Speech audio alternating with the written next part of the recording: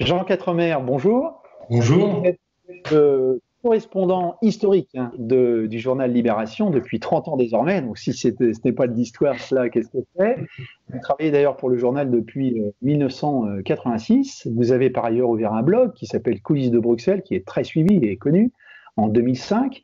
Vous êtes aussi un acteur sur les réseaux sociaux, puisque vous avez plus de 170 000 followers sur Twitter, ce qui en dit long sur votre influence. Vous intervenez également dans des médias télévisés, vous avez écrit des livres sur l'Europe, vous êtes un journaliste célèbre et important, un informateur donc, sur l'Europe, et vous êtes aussi, je pense, on peut le dire, un influenceur, vous êtes un personnage, Jean Quatremer, dans ce paysage bruxellois, vous avez une voix qui porte en français, est-il besoin de le rappeler, car la couverture médiatique européenne se fait quand même pour l'essentiel en anglais. Vous avez été au centre de certaines polémiques, vous avez soulevé quelques lièvres importants au cours de votre carrière, vous êtes à la fois loué, encensé par certains, critiqué par d'autres, moqué ou craint. C'est le lot, je pense d'ailleurs, de beaucoup de journalistes dont les investigations se font sans concession, sans connivence, l'indépendance journalistique étant, je crois, à vos yeux très très importante. Et justement, je veux parler aujourd'hui avec vous de journalisme et de votre métier d'abord, puisque vous êtes un des 900 journalistes accrédités auprès de l'Union européenne, Bruxelles étant une des places principales de l'information mondiale, ce que parfois beaucoup de gens ignorent d'ailleurs. C'est un peu comme pour les diplomates, vous avez un métier qui est très prestigieux, puisque c'est avec New York et Londres par exemple, être à Bruxelles c'est très prestigieux, même si je crois savoir qu'il n'y a pas nécessairement beaucoup de candidats, parce que c'est un métier très exigeant. Mais qu'est-ce que vous êtes vraiment? Est-ce que vous êtes un correspondant à l'étranger? S'agit-il de l'étranger? Ce qui ouvre à la question du rubricage dans les journaux sur les affaires européennes. Je rappelle incidemment que Le Monde n'a une page Union européenne que depuis 2002. Êtes-vous un journaliste spécialisé de l'Europe? Mais comment peut-on être spécialisé d'un champ aussi large? Donc vous êtes généraliste, vous êtes spécialiste. Votre profession a-t-elle évolué au cours du temps? Voilà ce sur quoi j'aimerais vous entendre. Vous évoluez désormais et vous essayez d'avoir une place en tant que correspondant d'un média national dans un véritable océan informatif, alors que se multiplient les médias, y compris à Bruxelles, spécialisés sur les affaires européennes, et que les réseaux sociaux, bien évidemment, sont de la partie. Alors quel est votre métier, Jean Quatremer, et comment a-t-il évolué? Moi, je ne me définis pas du tout comme correspondant à l'étranger, je me définis comme un rubricard européen. Comme il y a des rubricards chargés de la religion, comme il y a des rubricards chargés du suivi de la politique monétaire. Il n'y en a plus beaucoup des rubricards aujourd'hui parce que l'heure est aux généralistes. On vante le généraliste, celui qui est capable d'écrire sur tout et n'importe quoi et surtout désormais n'importe comment. C'est un véritable problème parce que quand on n'a plus de rubricards, on n'a plus de spécialistes et les gens sont de moins en moins capables de décrypter une actualité complexe. Alors je suis persuadé que les gens ont besoin qu'on les aide à décrypter une actualité complexe. C'est vrai pour l'Europe, mais c'est vrai aussi pour le monde, pour les enjeux géopolitiques, pour les enjeux économiques, etc. etc. Et les gens ont besoin qu'on les prenne par la main. Moi, je suis ravi quand on me prend par la main pour m'expliquer un sujet que je ne connais absolument pas et j'y prends énormément de plaisir. Donc, je suis une sorte de pédagogue de l'Europe, c'est-à-dire essayer d'expliquer à mes lecteurs ce qui se passe à Bruxelles, ce qui est l'Union européenne, et en même temps, je dois faire un vrai travail de journaliste au sens où je fais de l'investigation. L'investigation, c'est-à-dire que je ne suis pas là uniquement pour faire des cours sur l'Union européenne, j'en fais, parce que c'est une partie de ma fonction, même si beaucoup de gens ne l'admettent pas. On est là pour expliquer, mais en racontant des histoires. C'est ça qui est important dans notre métier. Et aussi, on est là pour montrer ce qui fonctionne ou ce qui dysfonctionne.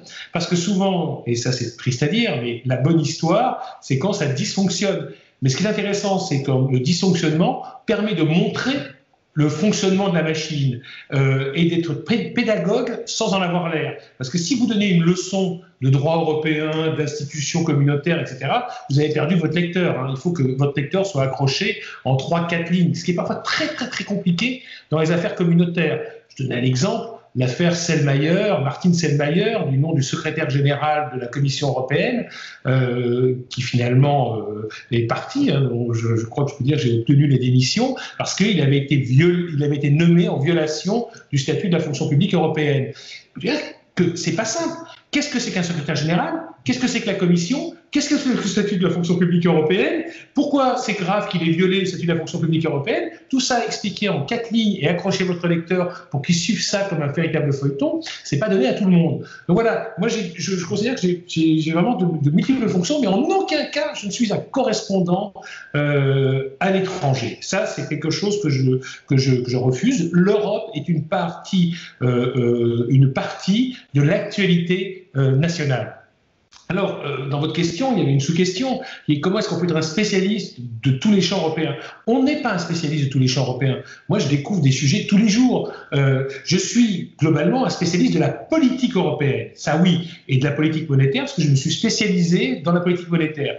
Mais souvent, je dois écrire sur des sujets que je ne connais pas forcément, comme l'environnement, qui devient de plus en plus complexe. Mais là, dans ce cas-là, c'est souvent des rubricards, entre guillemets, à Paris, qui viennent m'aider sur ces sujets-là et qui les traitent. Parce que la vocation de l'Europe, c'est d'être traitée par tous les journalistes qui sont dans les rédactions nationales et qui vont intégrer la dimension européenne dans leur récit de l'actualité et qui viennent m'épauler. Mais ils ont souvent, c'est-à-dire que souvent ils ont un regard national sur cette actualité européenne. Donc moi je suis là pour leur donner une vision européenne de leur actualité nationale, vous voyez. Donc encore une fois, on n'est pas seul. Il est rare qu'un journaliste seul couvre tous les champs. En plus, quand vous écrivez pour un journal d'information générale comme moi, il y a des tas de sujets techniques qui font le miel de sites spécialisés. On peut citer Euractiv en anglais, Politico en anglais, Contexte en français, qui adorent ce genre de sujets techniques et que je ne traiterai absolument pas, sauf si ça a une résonance dans un débat politique national à ce moment-là. Exemple, là aujourd'hui, ils se sont mis d'accord en trilogue sur une class action européenne. Bon, elle existe en France. Je pense que la dépêche AFP suffira amplement pour, si on veut le traiter, sur le site web ou sur le site papier de Libération. Il n'y a pas besoin d'avoir mon expertise, mes connaissances pour traiter un sujet aussi technique. Voilà.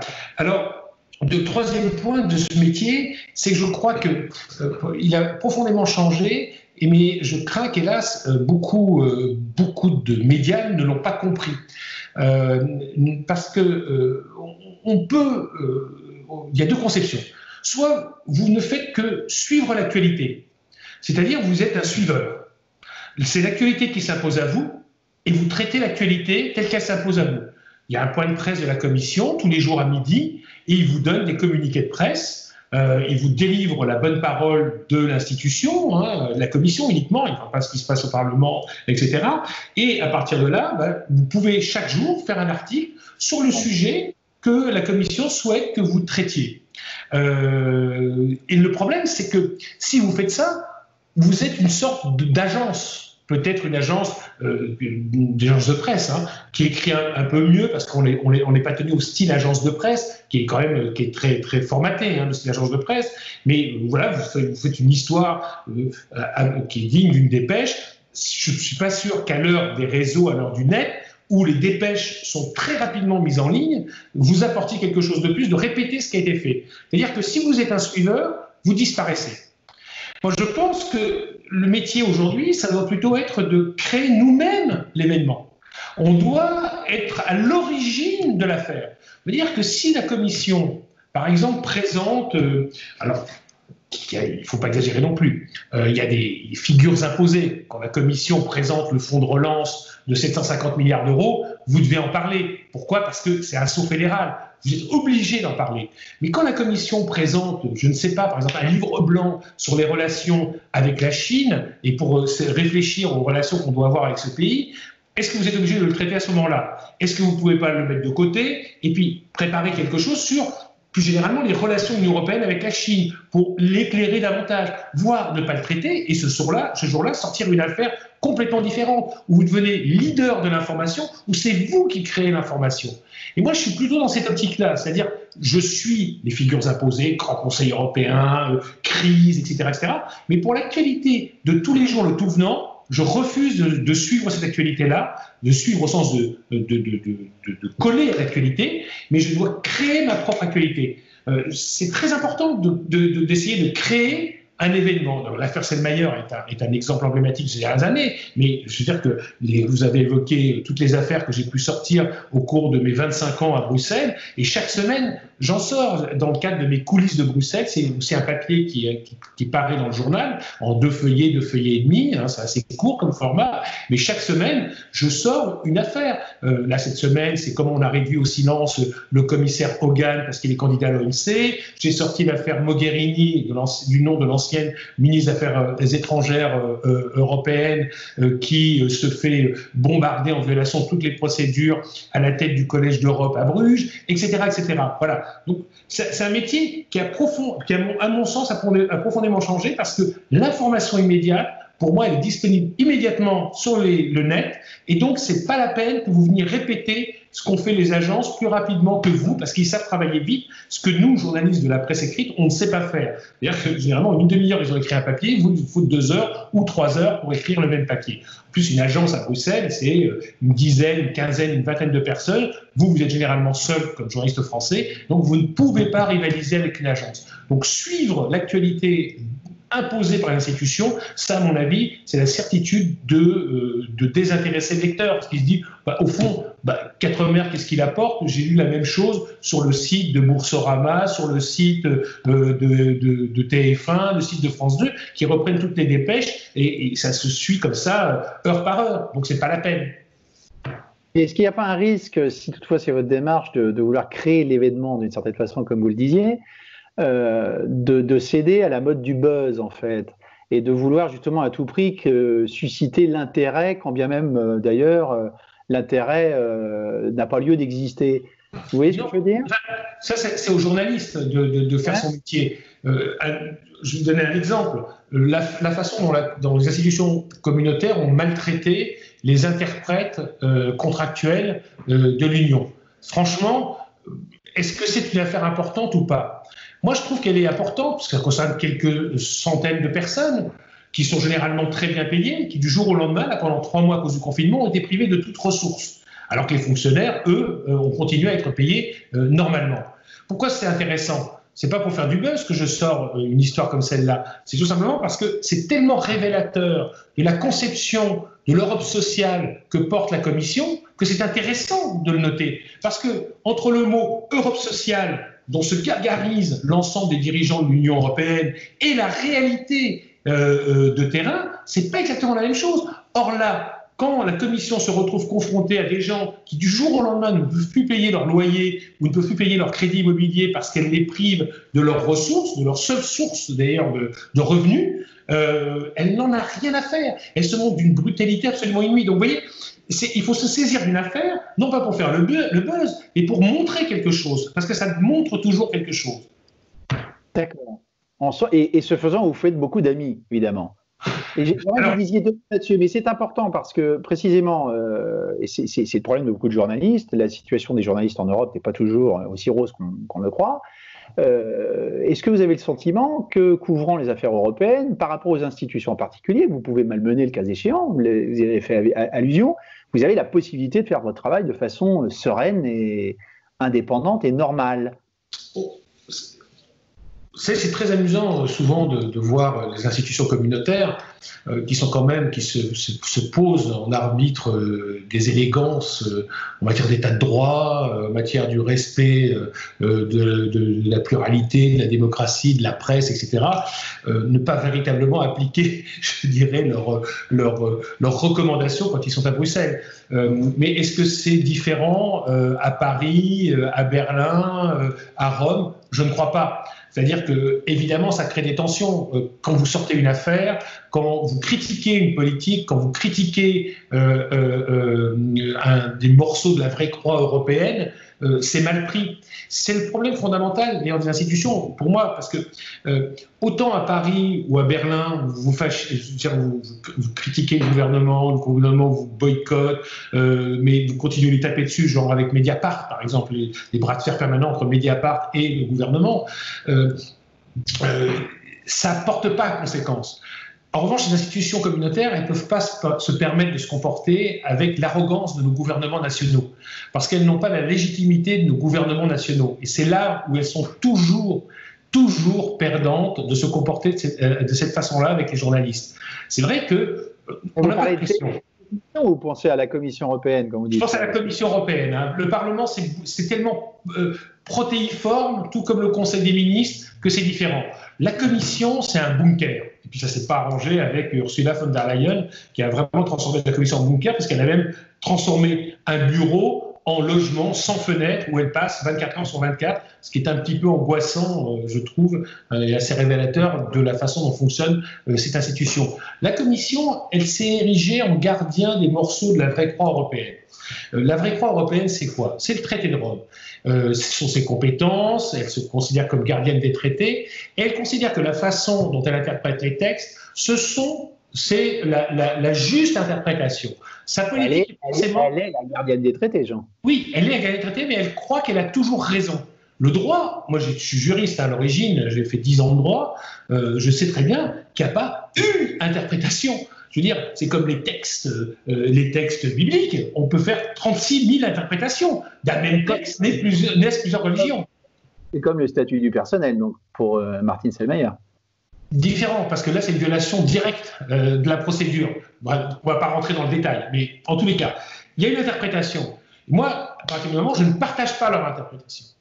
C'est parfaitement, je veux dire que c'est légitime qu'on ne partage pas leur interprétation. Eux, ils considèrent qu'on est anti-européen.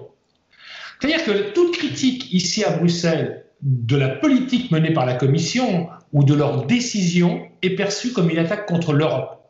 Et c'est comme ça que la Commission, et vraiment c'est la Commission que j'accuse, a nourri l'europhobie et l'euroscepticisme en Europe. C'est-à-dire qu'on est avec elle ou contre elle. Regardez, en l'espace de 3 mois... Vous avez le sentiment que c'est valable pour tous les gens qui travaillent à la Commission, et ça a toujours été le cas? Non, je parle uniquement du collège et puis des directions générales, hein, et pas toutes les directions générales. Mais vous savez, qu'est-ce qui fait la politique? C'est le collège. Qu'est-ce qui donne l'ambiance? C'est le collège. Vous savez, quand j'ai attaqué Martin Selmayr, vous pensez que c'était facile ensuite d'avoir accès aux différents responsables qui considéraient, de la Commission européenne, qui considéraient comme totalement radioactifs. Parce que Martin Selmayr, c'était le chef de tout le monde. C'est celui qui faisait et défaisait les carrières. Donc, là, je parle vraiment, c'est l'État profond, c'est quelque part l'État profond, c'est ce qu'est la Commission en soi. Donc, si on est rejeté dès la moindre critique dans le camp donc, des eurosceptiques, mais vous devenez non seulement eurosceptique, mais europhobe. Exemple, pendant des années, on ne pouvait pas critiquer le pacte de stabilité budgétaire. Rappelez-vous, on ne pouvait pas. Si on le disait, on était europhobe. Là, on vient de le balancer aux orties. La politique de concurrence était totalement intouchable. Qu'est-ce qui vient de se passer avec la crise du coronavirus? On vient de le balancer aux orties. La politique commerciale européenne, l'ouverture, la naïveté à l'égard de la Chine, on ne pouvait pas en parler, parce que sinon vous étiez europhobe. Et là, on vient de tout balancer. Donc, la politique industrielle, quand vous disiez il faudrait revenir aux origines du traité de Rome, la politique industrielle, comme l'était la politique agricole commune, hein, qui est une politique très dirigiste, c'est dans les gènes de l'Union européenne. On vous expliquait que non, pas du tout, l'Europe c'est le libéralisme, l'ouverture à tout crin, etc. Et si vous expliquez que non, c'est pas l'Europe qu'on le souhaite, c'est pas cette Europe-là, on vous dit ah, vous êtes un europhobe. Et ça c'est dramatique, parce que ça tue le débat politique. Or, l'Europe, elle ne peut grandir qu'avec du débat politique, avec de la contradiction. Parce que si la Commission refuse tout débat, refuse toute mise en cause, l'Union européenne en soi deviendrait une sorte de... C'est la nouvelle Rome, eh bien, c'est... Donc, dans ce cas-là, les gens qui sont européens mais critiques deviennent europhobes et disent qu'il vaut mieux se débarrasser de cet ensemble.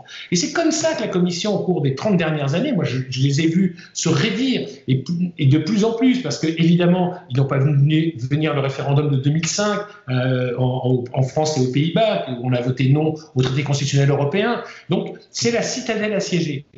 Or, la démocratie, c'est le débat politique, et c'est ce qui permet de légitimer soit un État, soit une construction sui generis comme l'est l'Union européenne. C'est intéressant. Je vous laisse vos interprétations. Elles seront discutées le cas échéant. Mais ce que je retire de ce que vous dites, c'est qu'on a le sentiment que vous êtes pris en étau, d'une certaine façon, entre des procès d'intention en euroscepticisme à Bruxelles et des procès d'intention en eurobéatitude au niveau national. Parce que quand vous évoquez le pacte de par exemple, qu'on ne pouvait pas critiquer à Bruxelles. Au contraire, en France, on ne faisait que le critiquer dans certains et on ne l'a pas plus commenté d'ailleurs sa disparition, ce qui est extraordinaire. Au début de la crise. Donc, on a le sentiment que vous êtes un peu pris entre ces deux pressions. Alors, avant de vous céder la parole, je voudrais, en arrivant à la deuxième question, parce qu'en fait, elle est tout à fait liée, que je voulais vous poser, et qui est très importante, me semble-t-il. Il s'agit de s'intéresser à la couverture médiatique des affaires européennes en général. On a le sentiment, enfin c'est plus qu'un sentiment, on le sait, c'est valable dans la totalité des États membres, les affaires européennes ne sont pas couvertes à la hauteur de ce qu'elles devraient. Alors ça dépend des médias, ça dépend des États, c'est certain. On a le sentiment surtout que c'est valable pour la télévision, et je voudrais citer ici un chiffre qui avait fait beaucoup de bruit à l'époque, puisqu'on avait montré qu'en 2018, dans les journaux télévisés, des grandes chaînes publiques et privées françaises, les sujets consacrés aux institutions européennes n'avaient représenté que 2,7%. Ça paraît fou, mais c'est ainsi. Et dans le même temps, on avait des citoyens qui, eux, au contraire, demandaient plus d'informations sur l'Europe. Il y a un sondage intéressant de Via Voice qui a été fait en février de cette année, qui a montré très clairement que 36% des Français s'estiment bien informés, et 3 sur 4 voudraient plus d'informations sur l'Europe. Alors voilà, justement, le fait est qu'il n'y a pas suffisamment d'informations sur l'Europe. Alors, est-ce que vous êtes d'accord avec ce constat? J'imagine que c'est le cas. Et surtout, comment l'expliquer? Est-ce que vous avez le sentiment que c'est une chose nouvelle? Il y a une évolution, justement, au cours de votre carrière? Et est-ce que ça ne concerne peut-être que la télévision? Est-ce que l'Europe, il faut l'écrire et non pas la donner à voir? Ou est-ce que c'est valable pour tous les médias? Je dirais qu'il faut distinguer les médias. Parce que la presse écrite, les journaux généralistes, globalement, ils font leur travail de couverture de l'Union européenne. On pourrait revenir sur les journaux régionaux qui, eux, reprennent énormément de dépêches, ont parfois des pigistes à Bruxelles, mais n'ont pas de correspondant permanent. Ouest France, qui a pourtant pas mal de moyens, n'a pas de correspondant, même s'il a des spécialistes des questions européennes à Bruxelles. Or, on ne peut pas suivre l'Union européenne de Rennes, il faut être ici, ça je le constate tous les jours. Les pays, tous les grands journaux régionaux français n'ont aucun correspondant permanent ici. Mais globalement, on peut dire qu'on trouve l'information dans la presse écrite. Internet. Vous trouvez toutes les informations que vous voulez. Donc, tout à l'heure, on a parlé des sites spécialisés ou les sites généralistes qui traitent plutôt bien de l'information européenne. Tapez sur Google ou sur n'importe quel moteur de recherche un sujet qui vous intéresse, par exemple droit des passagers aériens Europe, et vous trouverez des dizaines et des dizaines d'articles. Bon. Non, le problème est télévisuel, mais aussi radiophonique. C'est les deux. Alors, c'est pas vrai dans tous les secteurs. Par exemple, Radio France a un bureau ici. Radio France a un correspondant permanent avec un certain nombre de pigistes autour. Donc, ils assurent une couverture honnête de l'Union européenne. Mais RTL, qui était toujours première radio de France, aucun correspondant. Il n'a jamais eu que des pigistes ici. Il n'a jamais eu aucun correspondant permanent ici. Ils ont Europe 1 a un correspondant permanent, mais qui n'est pas un envoyé spécial. Vous voyez, c'est des gens qu'on a recrutés sur place et qui ont un statut, ce qu'on appelle le statut local. Bon, ça fait pas énorme. Et la télévision, TF1 n'a jamais eu un correspondant, LCI n'a pas de correspondant, BFM TV n'a pas de correspondant, France 2 a un correspondant, France 3 a un correspondant. Et TF1 est le premier groupe télévisuel européen. Alors, pour donner un exemple, pour comparer, par exemple, l'ARD, qui est l'équivalent, si vous voulez, de TF1 en France. C'est différent, c'est en Allemagne, donc c'est très régionalisé, entre guillemets, ça dépend des Länder, donc c'est un ensemble de télé et de radio, l'ARD, donc ils ont fait construire un immeuble entier à côté des institutions pour accueillir leurs multiples rédactions, avec des studios, etc. Je veux dire, France 2 ne peut même pas en rêver. C'est un truc incroyable. J'ai oublié quand même, il faut que je cite parmi les télévisions, Arte, qui a désormais un correspondant, enfin, et Euronews, évidemment, son nom l'oblige aussi à avoir ici une rédaction, donc c'est un peu à part. Mais encore une fois, Arte, c'est très bien, parce qu'ils ont créé ce poste en février 2018, et donc c'est très bien qu'ils l'aient créé. Est-ce qu'ils vont le maintenir? Ça, je n'en sais strictement rien. Mais encore une fois, c'est des chaînes qui ont un taux d'audience extrêmement limité. Donc les grandes chaînes françaises, franchement, elles ne sont absolument pas à niveau. Donc là, on a un problème majeur parce que 60 à 70% des Français s'informent où, prioritairement, encore aujourd'hui, hein, c'est incroyable, moi ça me sidère de voir un tel chiffre, au journal télévisé de 20 heures. Et quand vous voyez qu'au journal télévisé de 20 heures, on parle à peine de l'accord franco-allemand pour créer un fonds de relance, c'est-à-dire une mutualisation des dettes européennes, qui est un truc énorme, 500 milliards d'euros, hein, excusez du peu quand même. Je veux dire, c'est quand même deux fois, c'est vraiment oui, c'est ça, 2 fois le montant du budget français, je crois. Et quand le budget annuel habituel européen. Voilà, et vous avez, et quand la Commission présente elle-même son propre plan qui passe de 500 à 750 milliards, je veux dire quasiment pas un mot sur les chaînes de télé françaises. C'était le sujet d'ouverture du Tagesschau allemand, parce qu'évidemment c'est énorme. Donc voilà, est-ce que ça a évolué? Non, c'est toujours la même chose. Le désintérêt, il est permanent. C'est un désintérêt. Moi, quand je suis arrivé ici en 1992, c'était déjà comme ça. Et aujourd'hui, c'est comme ça. Alors, le seul moment exceptionnel, c'est en 2005, où là, ça devient une actualité de politique intérieure. Et là, brutalement, les journalistes s'y intéressent. Mais sinon, rien, zéro, nada. Quand on invite un commissaire européen à la télévision, par exemple en France, ou un député européen, etc., à la radio ou à la télévision, on lui pose des questions sur quoi? Sur la politique intérieure. Les journalistes sont tellement pas formés en France qu'ils ne sont pas fichus de poser des questions européennes, et surtout quand ils posent des questions, à la limite, je préfère qu'ils n'en posent pas, parce que quand ils en posent, moi à chaque coup j'ai les cheveux dressés sur la tête, parce que ça montre une telle méconnaissance du dossier que c'en est pathétique. J'imagine qu'on doit être la risée du monde entier.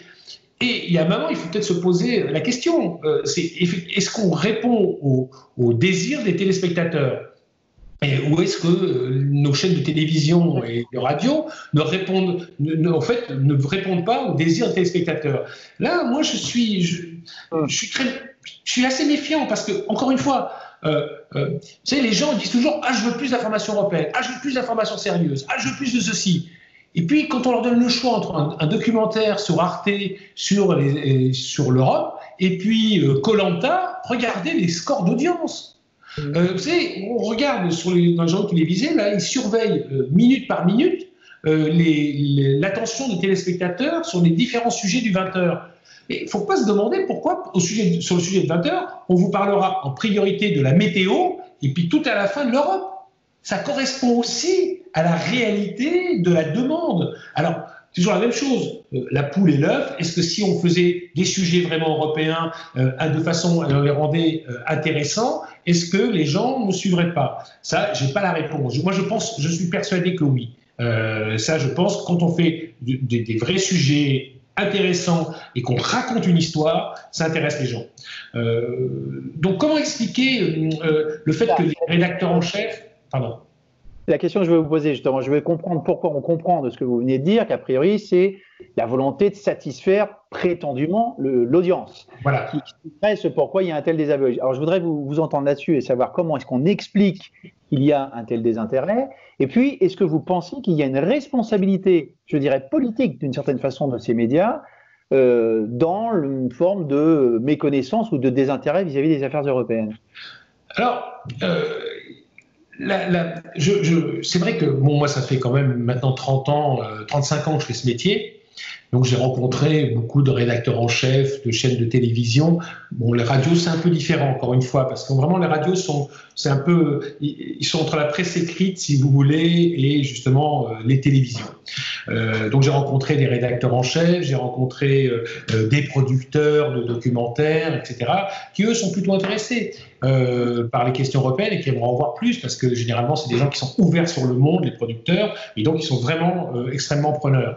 Mais c'est là où ça coince, le goulot d'étranglement, vraiment, c'est dans les chaînes de télévision. Parce que vous rencontrez des gens, des responsables de chaînes de télévision, vous ne pouvez pas savoir ce que j'ai pu entendre sur l'Europe. Je veux dire, en soi, d'abord, vous avez un type en face de vous qui quitte très rarement le périphérique. Et j'imagine quand il passe le périphérique, il est avec sa machette, son casque colonial, son short, parce qu'il a vraiment l'impression d'aller dans le lointain étranger déjà, rien qu'en franchissant le périphérique.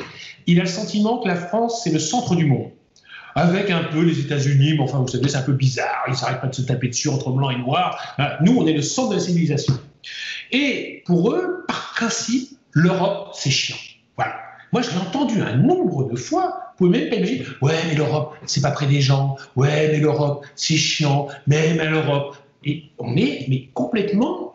Vous heurtez, en fait, à, je veux dire, des a priori qu'on ne peut pas contester. Parce que on est dans le. C'est vraiment le café du commerce. Quand un rédacteur en chef ne s'intéresse pas à quelque chose, on ne peut pas le forcer à boire, on ne peut pas forcer un âne à boire, c'est absolument impossible. Ouais, l'Europe, il n'y a pas d'image. Ouais, et pourtant, vous regardez la BBC, vous regardez les chaînes de télévision allemandes, qui sont quand même deux exemples, ils arrivent à traiter de l'Europe, à vous raconter. Donc, pour vous, il y a une spécificité française sur cette question. Ah oui, non mais les spécificités, alors l'intérêt, la question c'est pourquoi on a de telles personnes, de tels journalistes en France. Parce que c'est vrai, les rédacteurs en chef. Les rédacteurs en chef, au départ, il a été chef de service, puis avant ça, il a été journaliste. Et quand vous parlez à des journalistes français, hein, des jeunes, etc., donc qui sont nés dans l'Europe, qui sont nés dans Schengen, nés dans la monnaie unique, ils vous sortent exactement la même chose. Quand j'entends encore des jeunes journalistes qui confondent Bruxelles, Luxembourg, Strasbourg, le Conseil européen, l'Union européenne, le Conseil des ministres, la Commission, qui confondent l'AE, la Cour de justice de Luxembourg, la Cour européenne des droits de l'homme, que tout cette espèce de micmac, et puis tout ça c'est chiant, et puis nous on a qu'une envie, c'est de faire du reportage de guerre, c'est qu'il y a un problème. Alors où se situe ce problème? Et moi je suis persuadé que ce problème s'appelle les écoles de journalisme. Parce que aujourd'hui, tous ceux qui sont aux commandes ont suivi un enseignement dans les écoles de journalisme. Ça, c'est tous les mêmes. Ils ont tous fait Sciences Po, alors Sciences Po, pas forcément Paris, hein, mais Sciences Po en province, et puis une école de journalisme, le SGALI, etc. Et là, qui enseigne dans ces écoles? Et là, c'est intéressant. Parce que souvent, ce n'est pas les meilleurs journalistes. Et en tous les cas, il n'y a pas de module européen. On ne leur apprend pas le fond. Et vous savez, je suis persuadé que pour être un bon journaliste, il ne faut pas seulement savoir écrire, tourner les images, etc. Il faut aussi comprendre ce qui se passe. Et comprendre l'Europe, ça nécessite d'avoir fait de l'économie et d'avoir fait du droit.